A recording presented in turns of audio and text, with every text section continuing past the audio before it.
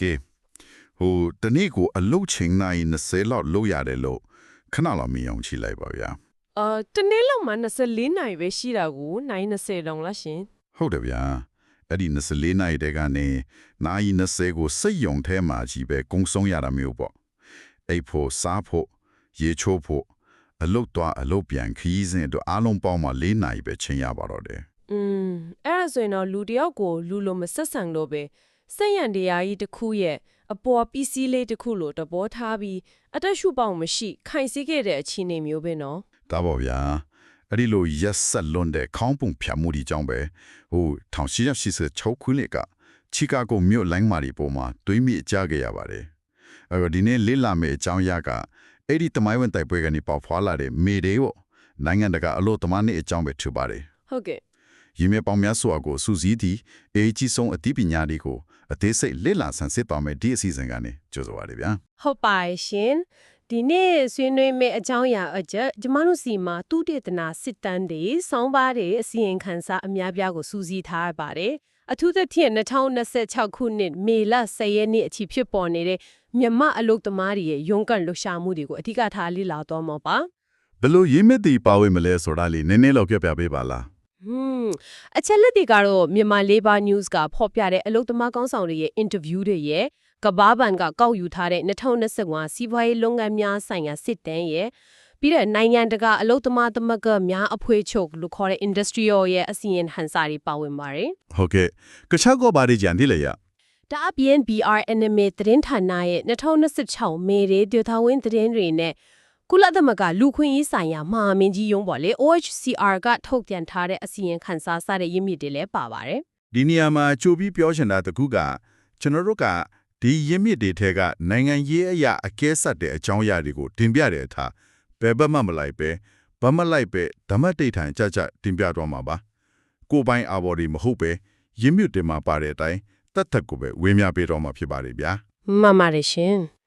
အဲ့ဒီတော့ကျမတို့ပတ်ဝန်းကျင်မှာအရေးပူရအထင်တော့မေဒေးဆိုတာကိုအများပြည်သူရုံးပိတ်ရက်တည်းရဲ့အလုတ်ခနဲ့အနားရတဲ့နေတနေနေနဲ့ပဲလူသိများကြတယ်လေဟုတ်တယ်ဗျကျွန်တော်တို့လည်းငယ်ငယ်ကဆိုမေဒေးဆိုရင်ကြောင်းပိတ်တယ်ရုံးပိတ်တယ်အဲ့လောက်ပဲတည်တာကိုဒါပေမဲ့ဒီနေ့အစီအစဉ်ရဲ့အဓိကသွားမယ့်လမ်းကြောင်းက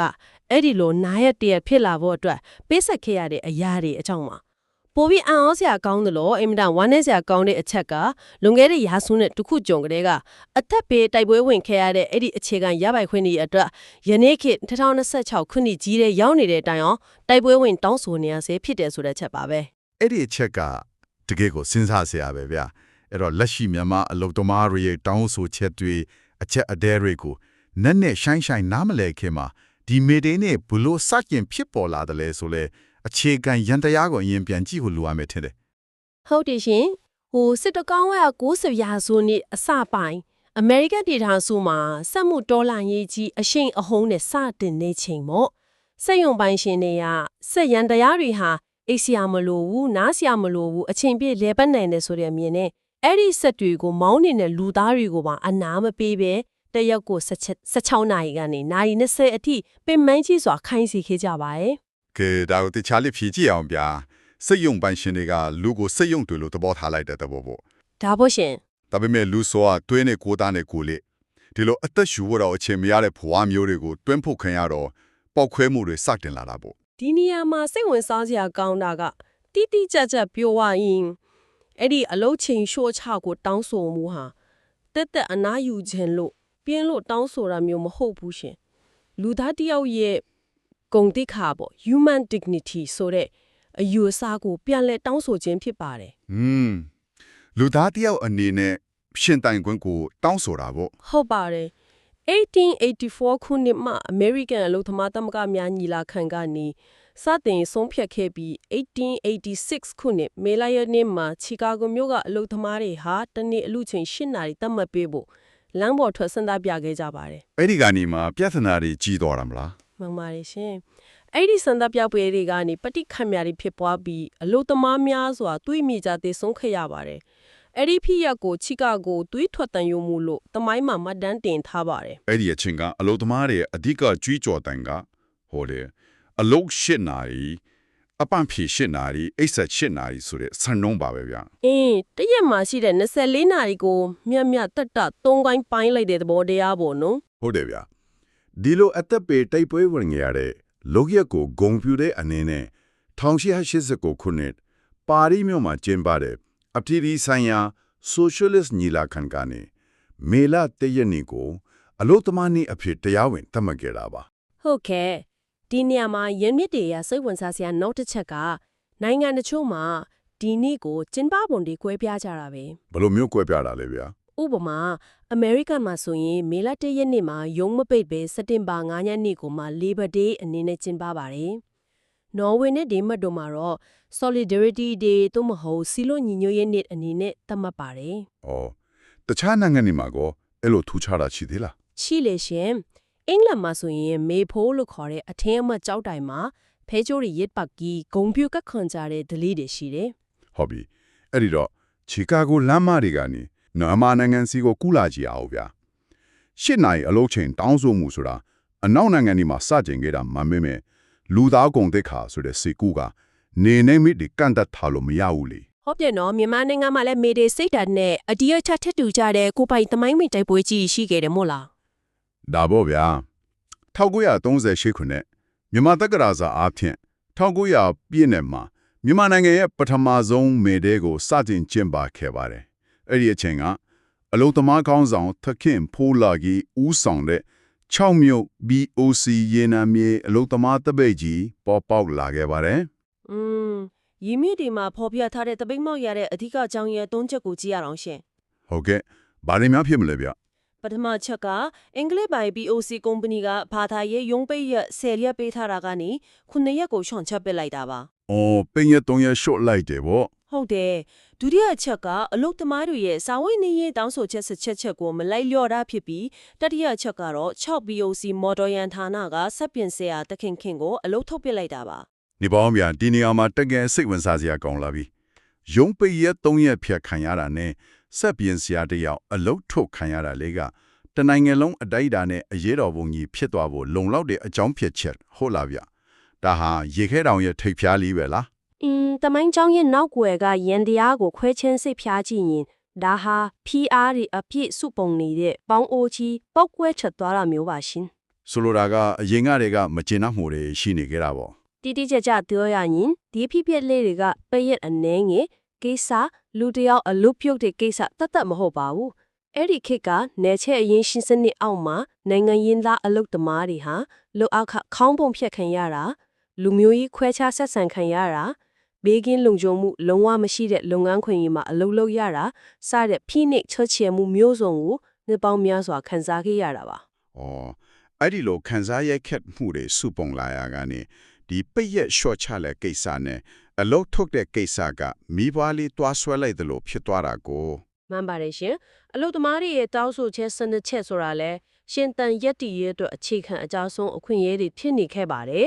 ဒါဟာအလုတ်သမားတွေရဲ့စီလုံးညီညွတ်မှုစွမ်းအားကိုပြသနိုင်ခဲ့တဲ့အလွန်အရေးပါတဲ့သမိုင်းဝင်အချို့အကွယ်တစ်ခုဖြစ်ပါတယ် ။ဒါပေမဲ့1938ခုနှစ်ကနေအခုလက်ရှိ2026ခုနှစ်1360ချိန်မြောက်မေရင်းနေကိုအချိန်9လခုံကျော်ပြီးကြည့်လိုက်မယ်ဆိုရင်တော့အချိန်တွေက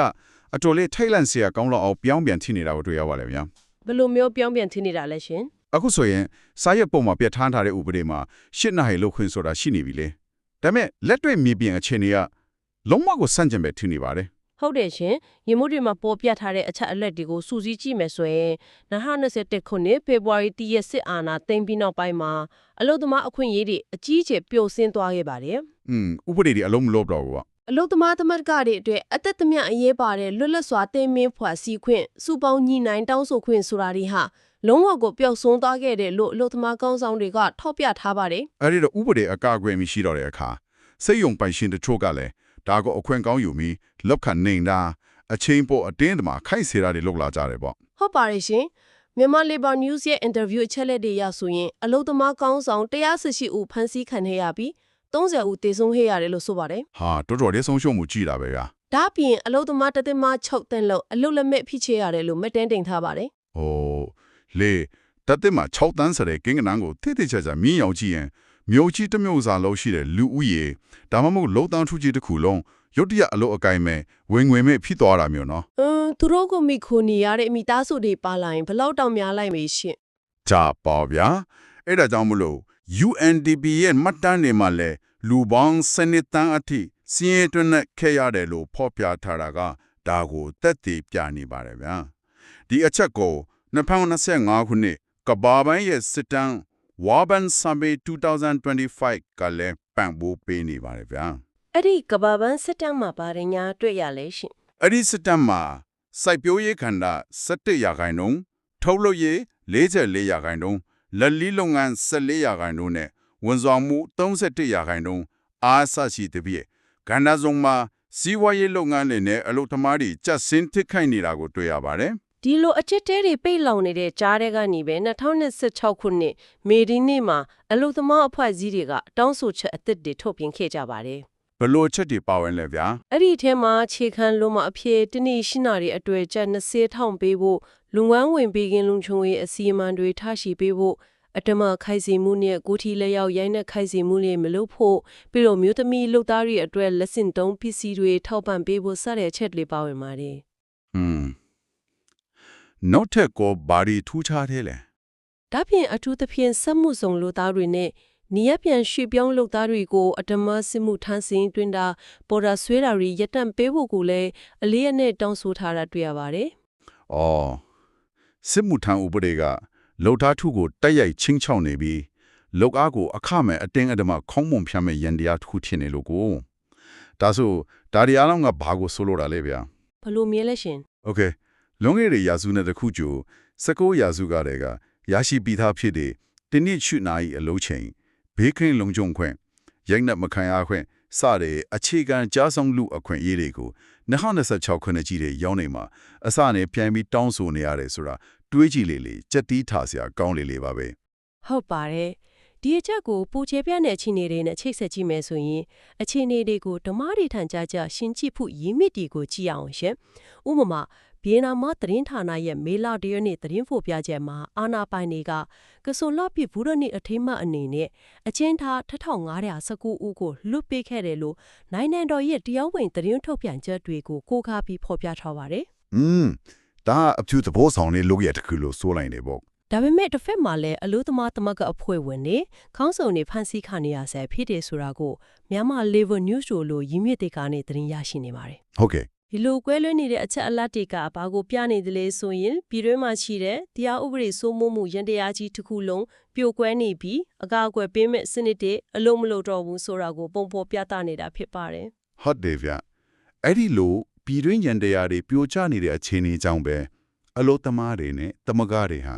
နိုင်ငံတကာတိုင်းဝိုင်းစီကိုမျက်နှာမူပြီးတရားမျှတမှုရှာဖွေလာရတာဖြစ်ပါတယ် နိုင်ငံတကာရဲ့တုံ့ပြန်မှုတွေရန်တရားတွေကိုကြည့်မဲ့ဆိုရင်အပြည်ပြည်ဆိုင်ရာအလို့သမားရေးအဖွဲ့ ILO ကမြန်မာနိုင်ငံနဲ့ပတ်သက်ပြီး2025ခုနှစ်ဇွန်လမှာအပိုက်33 Article 33ကိုအသုံးပြုပြီး AU ဖို့တမိုင်းဝင်ဆုံးဖြတ်ချက်ချမှတ်ခဲ့ပါတယ် ခဏလေးဗျအပိုက်33ဆိုတာနိုင်ငံတကာဥပဒေပညာရှင်မဟုတ်တဲ့သာမန်လူတွေတော့ဘလို့အလုပ်လုပ်တယ်လဲဘာကြောင့်အရေးကြီးတယ်လဲဆိုတာရှင်းပြပေးပါလား အပိုက်33ဆိုတာ ILO ရဲ့လှုပ်ထုံးလုံးနည်းတွေထဲမှာအမြင့်အဆုံးနဲ့အရန်ကိုရှာပါပါသုံးလေရှိတဲ့ AU မှုရန်တရားတစ်ခုပါရှင် ဆိုတော့တော်ယုံသုံးလေမရှိဘူးပေါ့ ဟုတ်ပဲအလွယ်ပြောရရင်အလုသမားအခွင့်အရေးချိုးဖောက်မှုတွေကိုရပ်တန့်အောင်ထားနိုင်ငံတွေနိုင်ငံတကာအဖွဲ့အစည်းတွေနဲ့စီးပွားရေးလုပ်ငန်းတွေကပူးပေါင်းပြီးအရေးယူပိတ်ဆို့မှုတွေလှုပ်ဆောင်ဖို့တရားဝင်မီစင်းပြလိုက်တဲ့သဘောပါ ဒါဆိုအတော်လေးကိုပြင်းထန်တဲ့ရေးယူမှုပဲဗျာတခြားအဖွဲ့ရှိတယ်ရောဘာလို့လုပ်နေလဲ ဒါပြင်နိုင်ငံတကာအလုသမားသမဂ္ဂများအဖွဲ့ချုပ် Industry All ရဲ့မတန်းတွေရာဆိုရင်မြန်မာနိုင်ငံကနေကုန်ပစ္စည်းတွေဆက်လက်ဝယ်ယူနေတဲ့နာမည်ကြီးနိုင်ငံတကာအမတ်တန်စိတ်တွေဖြစ်တဲ့ Next New Yorker LPP နဲ့စစ်တပ်သုံး uniform တွေချုပ်လုပ်နေတဲ့ Belgian company Suan စရာတွေကို OECD လို့ခေါ်တဲ့စီးပွားရေးပူးပေါင်းဆောင်ရွက်မှုနဲ့ဖွံ့ဖြိုးတိုးတက်ရေးအဖွဲ့အစည်းမှတိုင်ကြားထားတာတွေ့ရပါတယ် နေပေါင်းပြဿနာရှိနေမှန်တည်တည်ရနေဒီကုမ္ပဏီတွေဘာလို့ဆက်ရှိနေတယ်လဲဆိုတာစဉ်းစားစရာပဲနော် အဲ့ဒါကလိုအားခအရန်ပေါ်ပေါ်နဲ့ရနေတာရဲ့သူတို့ကိုယ်တိုင်တိုက်ရိုက်မချိုးဖောက်ဘူးဆိုတဲ့စင်ချီပေးလို့ရနေတာရဲ့ကြောင့်ဖြစ်ပါတယ် ဒါပေမဲ့ဗျကျွန်တော်စဉ်းစားစရာရှိရကနိုင်ငံတကာအမတ်တန်းစစ်တွေကိုမြန်မာနိုင်ငံကနေထွက်ခွာဖို့ဖိအားပေးတာဟာယောဂါကိုကုချင်လို့လူနာကိုအစာဖြတ်ဖိလိုက်တယ်လို့ဖြစ်မနေဘူးလား ပလိုဒေးပတယ်လဲရှင် ဟိုလေ ယောဂဘိုးကိုအားနည်းသွားစေနိုင်ပေမဲ့တကယ်လက်တွေ့မှာဝင်ငွေလိုချင်နေတဲ့အလုပ်လက်မဲ့ဖြစ်နေတယ်ကျမ်းမာတဲ့ sales တွေလိုဖြစ်နေတဲ့အလုပ်သမားတွေကိုပိုပြီးတည်ရှင်နေထိခွိုင်းနစ်နာသွားစေတာမျိုးအတွားနှစ်ဖက်ပါတဲ့ဓာတ်လိုမျိုးမဖြစ်စေဘူးလား အဲ့ဒါကအင်မတန်အငင်းပွားစရာကောင်းပြီးရှုထွေးတဲ့ပြဿနာပါရှင်အလို့သမားသမဂတွေရဲ့ရှုထောင်ကနေရင်းမြစ်တွေမှာဖော်ပြထားတာကိုကြည့်ရတော့လွတ်လပ်စွာအတင်းအပင်ဖွဲ့စည်းခွင့်လုံးဝမရှိတဲ့ဥပဒေစိုးမိုးမှုကင်းမဲ့နေတဲ့အာဏာရှင်စနစ်အောက်မှာနိုင်ငံတကာကပြချမ်းထားတဲ့တာဝန်သိစီးပွားရေးလုပ်ငန်း responsible business ဆိုတဲ့စံနှုန်းကိုကျင့်သုံးဖို့ဆိုတာလုံးဝမဖြစ်နိုင်ဘူးလို့သုံးသပ်ထားပါတယ်ဆိုတော့ကုမ္ပဏီတွေဆက်ရှိနေခြင်းကအလုပ်ကိုင်အနှဲငယ်ပေးနိုင်ပြီးမြဲကျေပြန့်တဲ့လူခွင့်ရေးချိုးဖောက်မှုရန်တရားကြီးကိုတွယ်ဝိုက်ပြီးထောက်ပံ့နေတယ်လို့တရားဝင်မှုပေးနေတယ်လို့ဖြစ်သွားနိုင်တယ်လို့ဆိုလိုတာပေါ့မှန်ပါတယ်ရှင် OHH နာရီရဲ့အစီရင်ခံစာမှာလည်းဒီအချက်ကိုဟန်ချက်ညီညီထောက်ပြထားပါတယ်ဘယ်လိုများထောက်ပြထားလဲဗျနစ်နာသူတွေအလို့သမားတွေအနေနဲ့ကျူးလွန်သူတွေကိုအပြစ်ပေးအေးယူတဲ့ပြစ်ဒဏ်ပေးရေး punitive justice ကိုဖြင်းဖြပြလိုလာကြပြီးမြဲအခြားတစ်ဖက်မှာလည်းသူတို့ရဲ့ချက်ချင်းလက်ငင်းရင်ဆိုင်နေရတဲ့စာဝတ်နေရေးလုံခြုံရေးပြဿနာတွေအတွက်အစားထိုးနစ်နာကြီးတွေလျော်ကြီးတွေ reparations လည်းအလိုမဲ့လိုအပ်နေတယ်ဆိုတာကိုထောက်ပြထားပါတယ် OHCHRC ရင်ခံစားမှာနိုင်ငံတကာတရားမျှတမှုရှာဖွေရန်တရားတွေကိုလည်းအခြေတို့ဝင်ဖော်ပြထားပါသေးတယ်ဗျဟုတ်ကဲ့ဥပမာဘာတွေများပါလဲရှင်ပြည်တွင်းတရားစီရင်ရေးကိုအားကိုးလို့မရတဲ့အခါ ICC လို့ခေါ်တဲ့နိုင်ငံတကာပြည်မှုဆိုင်ရာတရားရုံးနဲ့ ICJ အပြည်ပြည်ဆိုင်ရာတရားရုံးဒီမှာအမှုဖွင့်တိုင်ကြားထားမှုတွေရှိလာပါတယ်ဟုတ်တယ်အဲ့ဒီထဲမှာအထူးသဖြင့်အာဂျင်တီးနားနိုင်ငံမှာနိုင်ငံတကာစီရင်ပိုင်ခွင့် universal jurisdiction ကိုတုံးပြီးတရားစွဲဆိုထားမှုတွေရှိပါတယ်ဟုတ်တယ်ဗျာရှင်းပြရင် universal jurisdiction ဆိုတာတချို့တော့ရာဇဝတ်မှုတွေဟာလူသားမျိုးနွယ်တစ်ခုလုံးကိုထိခိုက်စေလောက်အောင်ဆိုးရွားလွန်းတဲ့အတဲ့ဘယ်နိုင်ငံမှာကျူးလွန်ခဲ့သည်ဖြစ်စေကျူးလွန်သူကိုဘယ်နိုင်ငံကတရားရုံးမှမဆိုတရားစွဲဆိုအပြစ်ပေးပိုင်ခွင့်ရှိတယ်ဆိုတဲ့သဘောတရားပါတကယ်ကိုအားကိုးရမယ်ယန္တရားတစ်ခုပါပဲတခြားစီးပွားရေးပိတ်ဆို့မှုတွေကရှိသေးလားရှင်ဒါအပြင်နိုင်ငံတကာငွေကြေးလွှဲပြောင်းမှုတရင်ချက်လက်စနစ်ဖြစ်တဲ့ SWIFT စနစ်ကနေဖြတ်တောက်ဖို့တောင်းဆိုမှုတွေလည်းရှိပါတယ်ဗျာဟာ SWIFT ကနေဖြတ်တောက်လိုက်ရင်နိုင်ငံတကာနဲ့ငွေကြေးပေးချေမှုတွေလို့ဖို့အလိုခက်ခဲသွားမှာနော်ဒါပေါ့ဗျာနောက်ထပ်စိတ်ဝင်စားကြတစ်ခုက Repo Act လို့ဥပဒေမျိုးတွေပါဟိုလေအဲ့ဒီဥပဒေရန်တရားကဘလို့လို့တယ်လဲဆိုတာနည်းနည်းထပ်ရှင်းပြပေးပါလား Repo Act ဆိုတာကရိုးရိုးလေးပြောရရင်ပြည်ပနိုင်ငံတွေမှာပိတ်ဆို့ထိန်းချုပ်ခံထားရတဲ့အာဏာပိုင်တွေတို့မဟုတ်တာဝန်ရှိသူတွေရဲ့ပိုင်ဆိုင်မှုတွေငွေကြေးတွေကိုသိမ်းဆည်းလိုက်ပြီးအဲ့ဒီသိမ်းဆည်းရမိတဲ့ရန်ပုံငွေတွေကိုနစ်နာခဲ့ရတဲ့ပြည်သူတွေအလုတ်သမားတွေအတွက်လျော်ကြေးနစ်နာကြေးအဖြစ်ပြန်လည်အသုံးပြုဖို့အကြံပြုထားတဲ့ဥပဒေရန်တရားပါရှင်။အော်ဒါပြင်မာသူကိုအပြစ်ပေးုံတတ်တတ်မဟုတ်ပဲ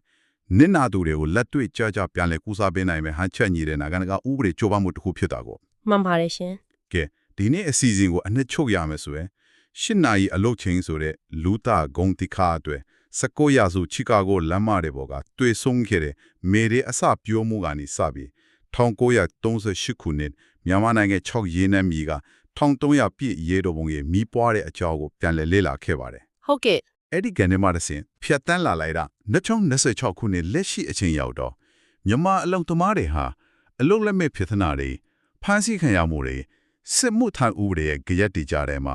လွန်ခဲ့တဲ့နှစ်ပေါင်း30ကျော်ကအခွင့်အရေးမျိုးကိုပဲအစအနေပြန်တောင်းဆိုနေရတဲ့ကြေကွဲဖွယ်ရာအခြေအနေတွေကိုမြင်တွေ့ရပါတယ်သမိုင်းကပြန်လဲပတ်နေတယ်လို့ပါပဲရှင်ပြီးတော့ပြည်တွင်းမှာအကာအကွယ်မရတဲ့အခါနိုင်ငံတကာတရားမျှတမှုရှာဖွေရေးယဉ်တရားတွေဖြစ်တဲ့ ILO တို့ OECD နဲ့တခြားနိုင်ငံတကာတရားရုံးတွေစီကိုဘလို့ချင်းကက်ကြိုးပမ်းနေကြတယ်လဲဆိုတာကိုUnit ပေါင်းစုံကနေအသေးစိတ်ခွဲခြမ်းစစ်ဖြာဆွေးနွေးခဲ့ကြပါတယ်ဒီစီစဉ်ကိုနားဆင်နေတဲ့သူတွေအနေနဲ့ကိုယ်တိုင်ကအလုတ်ခွင့်တန်းမှာပဲဖြစ်ဖြစ်အစည်းအဝေးတစ်ခုအကွက်ပြင်ဆင်နေတာပဲဖြစ်ဖြစ်ဘုသူတရှာမင်းနေတာပဲဖြစ်ဖြစ်တစ်ခုတည်းပြုမိစေချင်တာရှိပါတယ်။ဘာများလဲဗျ။အဲ့ဒါကတော့မိမိတို့လက်ရှိခံစားနေရတယ်။ဒါမှမဟုတ်တချင်ကရရှိမှုခဲ့တဲ့တနေ့၈နာရီအလုပ်ချိန်နဲ့ရပိုင်ခွင့်နဲ့နားရက်တွေဆိုတာအလွယ်တကူလေထဲကနေကြာလာခဲ့တာမဟုတ်ဘူးဆိုတာပါပဲ။ဟုတ်တယ်ဗျ။အလွယ်တကူရခဲ့တာမဟုတ်ဘူး။တမိုင်းတလျောက်လူများစွာရဲ့အသက်သွေးချွေးတွေနဲ့ယဉ်နီးပြီးမှရခဲ့တာဖြစ်တယ်လို့တရားဥပဒေစိုးမိုးမှုနဲ့အကအကွယ်ပေးမဲ့စနစ်တွေတာပြိုကျသွားမယ်ဆိုရင်အဲ့ဒီအခွင့်အရေးတွေဟာအချိမီ၍လင်းလင်းမြန်မြန်ပြန်လေဆုံးရှုံးသွားနိုင်တယ်ဆိုတာကိုအမြဲတမ်းချက်စီခြင်းပါတယ်ရှင်နောက်ဆုံးအနေနဲ့ပေးခြင်းတဲ့စဉ်းစားစရာမေးခွန်းလေးတစ်ခုရှိပါတယ်ဗျာ။ဘာမေးခွန်းများလဲရှင်။ဟိုလေ OHCRC ခံစားထဲမှာ မြန်မာကလေးထုံးတဲ့တရားမျှတမှုစနစ်နဲ့ပတ်သက်တဲ့စကားပုံတစ်ခုကိုထည့်သွင်းဖော်ပြထားတယ်။အဲ့ဒါကတော့အမှုကြီးကိုအမှုငယ်ဖြစ်အောင်အမှုငယ်ကိုပျောက်ကောင်လုပ်သည်ဆိုတဲ့စကားပုံပါတော်တော်ကြီးကိုထိမိတဲ့စကားပုံပဲ ဒီတော့ဒီနေ့ကဘာတော်ဝန်မှာမေဒီနေကိုခန်းခန်းနာနာဂုံပြူကျင်းပနေကြပေမဲ့နိုင်ငံတကာအမတ်တစိတ်ကြီးတွေနဲ့ကဘာစီးပွားရေးစနစ်ကြီးဟာသူတို့ရဲ့ထုတ်လုပ်မှုကွင်းဆက်တွေမရက်တန်သွားစေဖို့ကုန်ကျစရိတ်သက်သာပြီးအကျိုးအမြတ်တွေမလျော့ကျသွားစေဖို့အတွက်များမြန်မာနိုင်ငံကအလုတ်သမားအခွင့်အရေးချိုးဖောက်ခံရမှုအမှုကြီးတွေကိုအမှုငယ်ဖြစ်အောင်အမှုငယ်တွေကိုပြပြောက်အောင်လျှို့ဝှက်စွာစ조사နေကြသလားဆိုတာပါပဲဗျာအဲ့ဒါကတော့တကယ်ကိုလေးနက်တဲ့မေးခွန်းပါပဲ တကယ်တရားမျှတမှုဆိုတာစာရွက်ကောင်မှာပဲရှိနေတာလားလက်တွေ့မြေပြင်မှာတော့ရှိရလားဆိုတဲ့ဒီမေးခွန်းကိုတော့ဆက်လက်စဉ်းစားကြည့်ဖို့ချမ်းရည်ခဲ့ခြင်းပါတယ်ရင်းမြစ်တွေကိုအတူတကွလစ်လာခွဲချမ်းစိတ်ဖြောက်ခွင့်ရတဲ့အတွက်ကျေးဇူးတင်ပါတယ်အမြဲတမ်းတည်ကျင်စိတ်တွေရှင်သန်နေပြီးကိုပတ်ဝန်းကျင်ကအဖြစ်ဖြစ်တွေနောက်ွယ်ကရန်နေရာတွေကိုမေးခွန်းတွေဆက်လက်မေးမြန်းနေဖို့လည်းတိုက်တွန်းချင်ပါတယ်ရှင်ဟုတ်ကဲ့အခုလုံးအချိန်ပေးပြီးအတူတူလေ့လာဆန်းစစ်ပေးတဲ့အတွက်ကျေးဇူးအများကြီးတင်ပါတယ်ဗျာနောက်ထပ်အစီအစဉ်တွေမှာလည်းစိတ်ဝင်စားစရာအရေးမြစ်တွေကိုဆက်လက်ဖြေချတော့ပါဦးမယ်ကျေးဇူးတင်ပါတယ်ဗျာ